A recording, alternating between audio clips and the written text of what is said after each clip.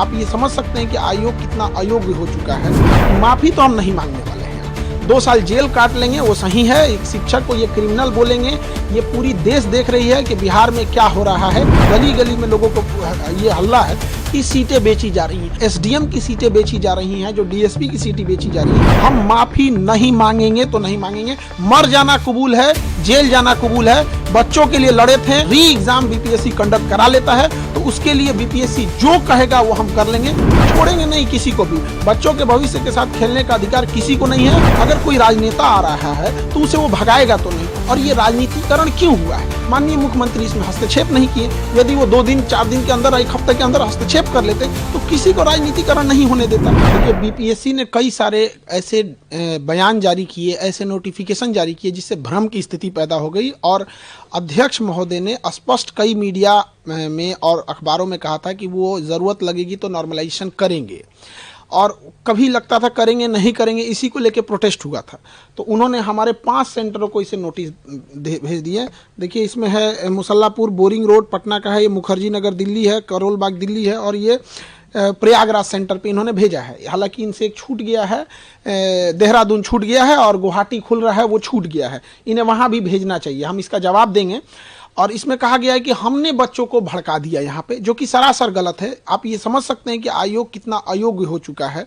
हम बच्चे को कैसे भड़का सकते हैं जो बच्चा खुद बीपीएससी का एग्जाम देने जा रहा है, एसडीएम डीएसपी बनने वाला है। यहाँ पर इनके गलत एक्शन की वजह से वो अपना विरोध संवैधानिक अधिकार के लिए मांग करने वहां गए थे। और एक शिक्षक की नैतिक जिम्मेदारी होने के नाते बच्चों के साथ जब भी अहित होगा तो उनके लड़ने के लिए उनके गार्जियन तो आएंगे नहीं। बच्चे गांव से आए हैं, वो मिडिल क्लास के बच्चे हैं, उनके पास इतना संसाधन भी नहीं है। तो हम उनको एक सही ढंग से एक जो तरीका है, गर्दनी बाग जो बिहार सरकार ने धरना स्थल के लिए दिया है, वहां जाके हम प्रोटेस्ट कर रहे थे। उसके लिए इन्होंने एक नोटिस भेज दिया और इस नोटिस में उन्होंने कहा है कि हमारे ऊपर क्रिमिनल ऑफेंस, क्रिमिनल केस करेंगे ये, अगर हम ये नहीं करते हैं तो। अब बताइए, शिक्षक के ऊपर अगर ये क्रिमिनल एंड सिविल एलिगेशन लगाएंगे यहाँ पे, अगर हमने इनसे जवाब नहीं दिया और नोटिस का हमने इनको माफ़ी नहीं मांगे 15 दिन के अंदर, तो पहले तो हम आयोग को बता दें कि माफ़ी तो हम नहीं मांगने वाले हैं। 2 साल जेल काट लेंगे वो सही है। एक शिक्षक को ये क्रिमिनल बोलेंगे, ये पूरी देश देख रही है कि बिहार में क्या हो रहा है। हम कोई अपने लिए नहीं लड़ने गए थे, विद्यार्थियों के हक के लिए लड़ाई लड़ने गए थे यहाँ पर। और जो पूरे बिहार में एक प्रचलन है, सारे जगह ये गली गली में लोगों को ये हल्ला है कि सीटें बेची जा रही हैं। हमने इसी चीज़ों को दोहराया है और आयोग इस पर स्पष्टीकरण करे कि आखिर ऐसा क्यों हो रहा है, स्केलिंग क्यों करेगा आयोग यहाँ। और उनका कहना है कि सार्वजनिक रूप से माफ़ी मांगे। माफ़ी तो आयोग को मांगना चाहिए सारे बच्चों से कि इस चुनावी वर्ष में पूरे बिहार का किरकिरी करा दिए, इतने बच्चों का, जहां कोई परीक्षा नहीं करा सकते हैं। तो ये आयोग को तो कहीं से इस बात पे होना ही नहीं चाहिए कि हम लोग से नोटिस दें यहाँ पर। आपने डीएसपी एसडीएम जैसे लोगों सीट मिलने की बातें को लेकर है कहा है उसमें कि आप बिक गया सीट, उसको लेकर है अपने बीपीएससी की छवि धूमिल की आपने। बीपीएससी स्वयं अपनी छवि धूमिल की है, जिसका पेपर लीक हो जाता है, जिसके चेयरमैन कहते हैं कि इस पेपर को कोई नहीं फाड़ सकता, उसको कोई रगड़ कैसे फाड़ दे, जो कहता है कि यहाँ पर सबसे सुरक्षित बापू परीक्षा परिषद बिहार का सबसे अच्छा सुरक्षित है, वहाँ से सबसे ज़्यादा हंगामा हो जाए, इससे ज़्यादा छवि क्या खराब हो सकती है। आरा में पिछले साल पेपर लीक हो गया, इस साल ऐसे हो गया यहाँ पर, तो इससे हम क्या छवि खराब करेंगे। दूसरा कि जो एसडीएम की सीटें बेची जा रही हैं, जो डीएसपी की सीटें बेची जा रही हैं, ये तमाम मीडिया में चले हुए चीज़ें हैं। तो एक जिम्मेदार नागरिक होने के नाते और एक विद्यार्थियों का शिक्षक होने के नाते ये मेरा कर्तव्य बनता है कि हम इसको और बड़े मुद्दे पर उठाएं ताकि इस पर जांच हो सके। यदि ऐसा नहीं है तो नार्को टेस्ट कराया जाए। हम यही कहते हैं कि देश में हम भी इतने दिन से पढ़ा रहे हैं, ये जांच और उसकी रिपोर्ट कब जांच होती है, कब रिपोर्ट दब जाती है, किसी को नहीं पता चलता है। पूरी मीडिया के सामने नार्को टेस्ट कराया जाए, उसकी दवा भी हम दे देंगे, सोडियम पेंटोथेल, वो नार्को टेस्ट किया जाए, हमारा भी कराया जाए मीडिया के सामने। अध्यक्ष महोदय हो जाए, सचिव महोदय हो जाए, कौन गलत है कौन सही है ऑटोमेटिक पता चल जाएगा। हम माफी नहीं मांगेंगे तो नहीं मांगेंगे। मर जाना कबूल है, जेल जाना कबूल है। बच्चों के लिए लड़े थे, उनके लिए माफी नहीं मांगेंगे, क्योंकि हम अगर माफी मांग ले तो खान सर नहीं झुकेंगे, वो बच्चों का स्वाभिमान झुक जाएगा जो लड़कर अपना अधिकार मांगे थे। फिर कोई बच्चा लड़ने के लिए नहीं जाएगा। रही बात बच्चों के री एग्जाम की, अगर आयोग बच्चों के हित को ध्यान रखते हुए री एग्जाम कंडक्ट करा देता है, दोबारा बोलते हैं री एग्जाम बीपीएससी कंडक्ट करा लेता है, तो उसके लिए बीपीएससी जो कहेगा वो हम कर लेंगे। बच्चों के हित में ध्यान रखने के लिए जो सजा है वो हम कबूल कर लेंगे, चाहे आयोग कुछ भी कहे, लेकिन ऐसे तो माफी नहीं मांगेंगे। आगे अब खान सर क्या करेंगे आप? इस नोटिस का जवाब देंगे और एक बीपीएससी को भी नोटिस भेजेंगे कि आपने पूरे विद्यार्थियों को 5 लाख स्टूडेंट को मेंटल ट्रोमा में रखें।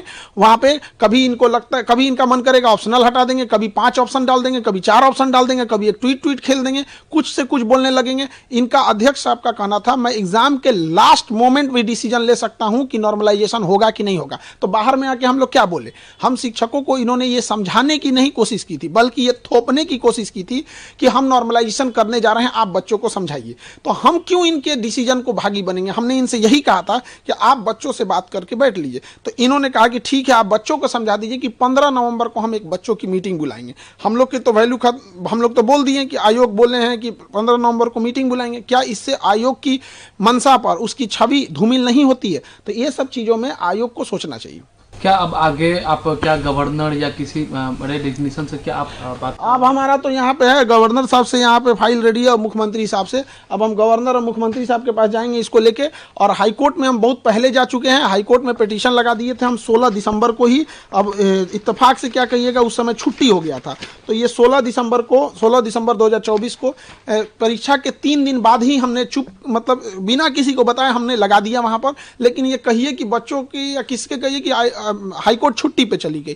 तो हम ये तीनों जगह अब जाएंगे, हम छोड़ेंगे नहीं किसी को भी। बच्चों के भविष्य के साथ खेलने का अधिकार किसी को नहीं है। वो बच्चे मिडिल क्लास से आ रहे हैं, कोई गरीब है, वो देख रहा होता है कि गलत हो रहा है, लेकिन ऐसा नहीं है कि उसको होने देंगे। इसकी सीबीआई जांच होनी चाहिए। सीबीआई जांच जाए अपने जगह पे, नार्को टेस्ट सबसे जरूरी है। क्या आप सीबीआई जांच की मांग कर रहे हैं? हम सीबीआई जांच करते हैं, सबसे पहले हमसे शुरू करें, वरना आयोग उसके बाद अध्यक्ष पे जाए। पहले हमारे से स्टार्ट कर ले, नार्को टेस्ट कर ले, फिर अध्यक्ष से। क्या कौन झूठ बोल रहा है, कौन सच बोल रहा है, सब सामने आ जाएगा। यहाँ पे संवैधानिक जगह पे बैठ के संविधान की रक्षा करनी चाहिए, देश की भविष्य का। इससे पहले अतुल प्रसाद भी थे, इतनी बड़ी परीक्षा कंडक्ट कराएं, इस तरह का तो एलिगेशन उन पे नहीं लगा। ये एक एग्जाम कंडक्ट कराने में पूरी तरह से धज्जी उड़ा दी है बीपीएससी का।